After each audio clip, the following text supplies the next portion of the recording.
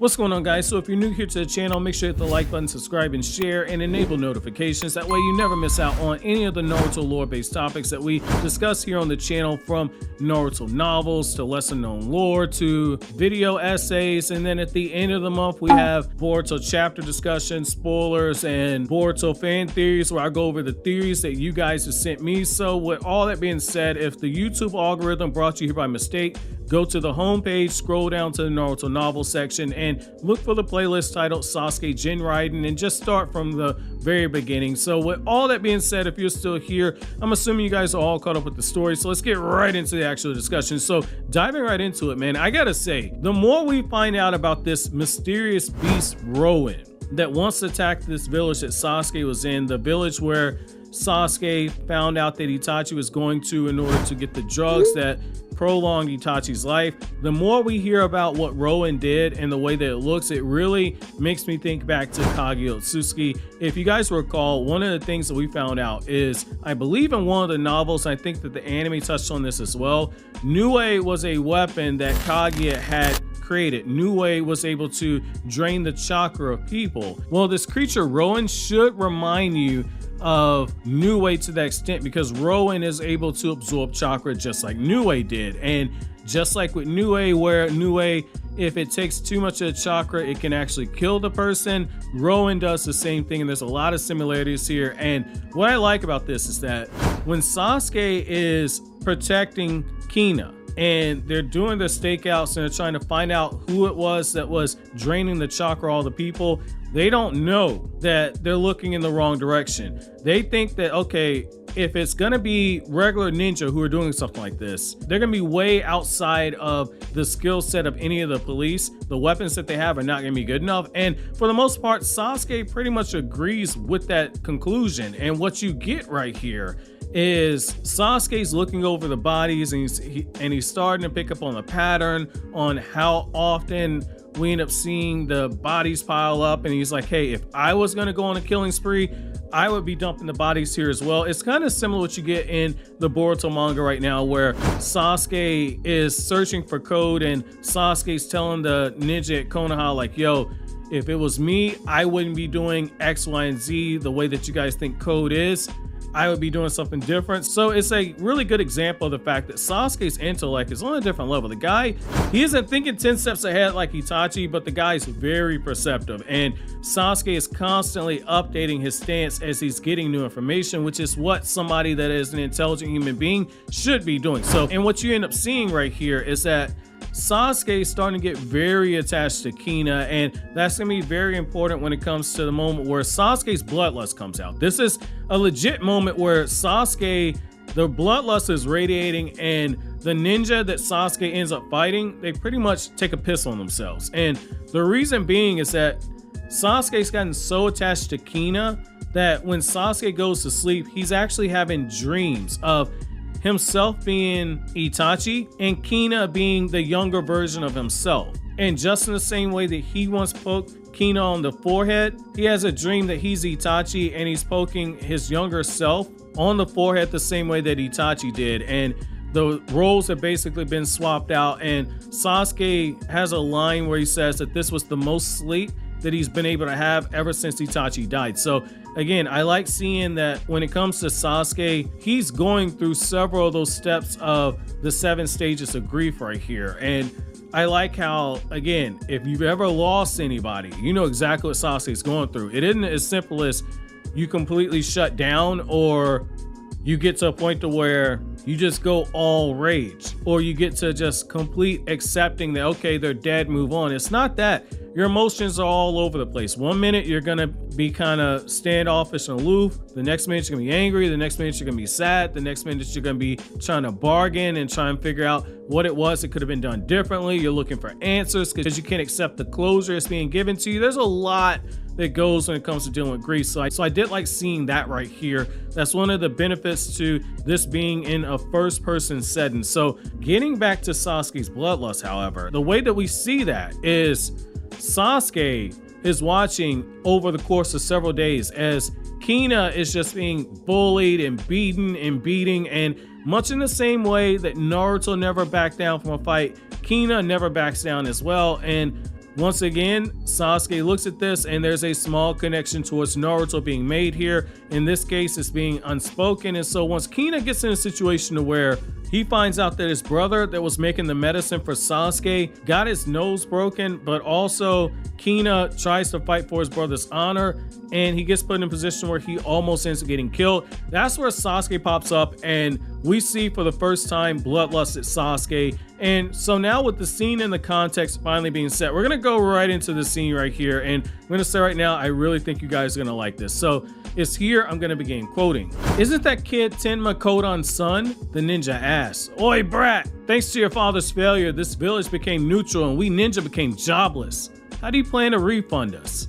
The other ninja asks. Kina shouted something, but not loudly enough for me to hear from the treetops. Shogun flowers were performing a wild dance, alternating movements of light and dark. "We broke your brother's snout the other day. He was all quiet, all by himself, picking some medicinal herbs," one of the ninjas said.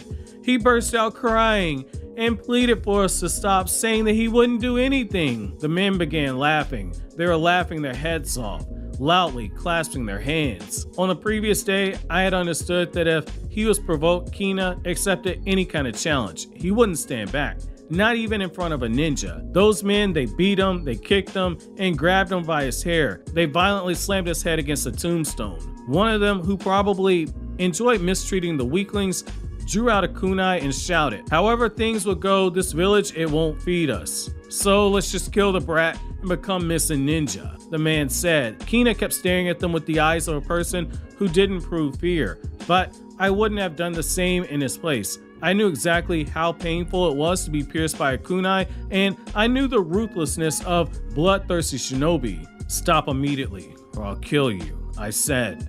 Seeing me appear from behind the tomb, the men stopped altogether. "And just who the hell are you supposed to be?" one of the men asked. "Who do you think you are? The paladin of justice. We'll just kill you too," the other ninja said.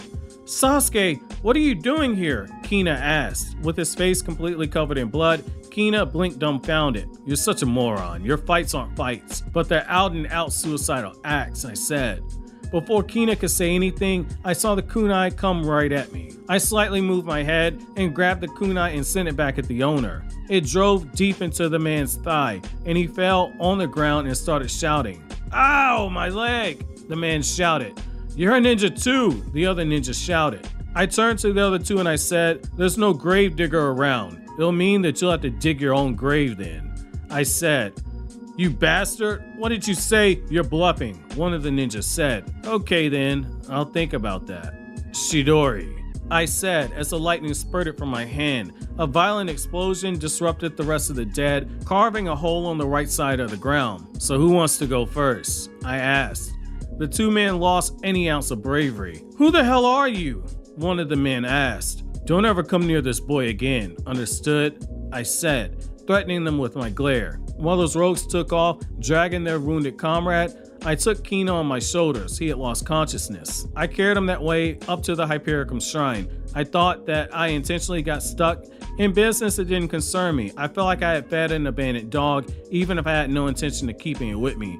However, the thing in itself wasn't particularly negative. What wasn't fine at all was thinking of that abandoned dog as something mine. In the midway, Kina woke up, but he didn't ask me to put him down. I pretended I hadn't noticed and kept walking. Emitting their characteristic green light, the Shogun fireflies followed us everywhere. End quote. So what this scene should make you think about right here is the fact that Sasuke's carrying Kina on his back, much in the same way that Itachi used to carry Sasuke. That is such a small nod right there. Just as Sasuke ended up getting injured and doing something that got himself injured to the point to where Itachi had to carry him, Kina was picking a fight, ignoring Sasuke's warning, got his head bashed in on the tombstone, and Sasuke has to carry him back to the shrine, much in the same way that Itachi had to carry Sasuke back to the Uchiha clan hideout. That is such a small homage right there. I absolutely love it. That was very heartwarming. However, we got to talk about this badass moment where Sasuke tells him, "Don't you ever touch this kid or I'll kill you." And he says, "We're in a graveyard, but there's no gravedigger here. That means you got to dig your own graves." And That should make you think about some of those old mafioso movies where they'll make the people dig their graves and then they'll shoot them and then they'll have them buried after the fact. Well, Sasuke takes it a step further. He's like, there's no grave digger here, and I'm not even gonna let you dig your own grave. I'm not waiting. You pissed me off to a point to where I'll just make the grave for you. And he starts using a Chidori, and he's pumping out so much chakra that the Chidori itself, the lightning chakra, ends up making a hole in the ground that he's gonna use to bury these shinobi if they continue to piss him off. I love that. That is some savage stuff right there. That is the Sasuke Uchiha that I absolutely love.